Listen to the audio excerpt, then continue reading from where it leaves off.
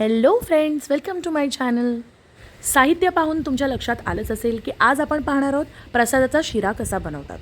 त्यासाठी आपण 1 वाटी रवा, 1 वाटी साखर, 1 वाटी दूध आणि पाणी मिक्स करून सुखामेवा, वेलची पावडर, केसर, 2 केळी आणि घरातलं बनवलेलं साजूक तूप हे साहित्य घेतलेलं आहे.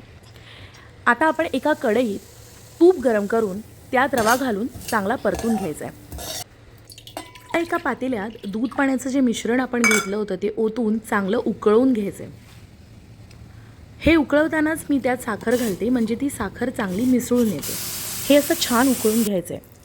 आता हा पहा, आपला रवा तयार आहे. चांगला गोल्डन ब्राऊन दिसला की मग त्यात तूप ॲड करायचं. आपण जी 2 केळी घेतली होती ती मी मॅश करून ह्याच्यात घातली आहेत. सुका मेवा ॲड केला आणि आता उकळलेलं दूध पाणी आपण ह्यात घातलं आहे. हे थोडं सैलच दिसतं सुरुवातीला, पण नंतर ते चांगलं आळतं.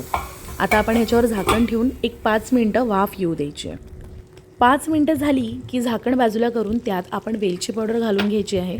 वेलची पावडरनी प्रसादाची चव अमेझिंग लागते. आता ते मिक्स करून आपण पुन्हा त्यावर 5 मिनटं ताट ठेवून वाफ काढून घेतलेली आहे. आता तुम्ही बघू शकता बाजूनी असं तूप सुटलेलं आहे. आपला प्रसादाचा शिरा हा असाच दिसला पाहिजे. आता शेवटचं गार्निशिंग म्हणजे काय, तर केसर. आपण त्यात केसर ॲड करू आणि आपला प्रसादाचा शिरा रेडी आहे.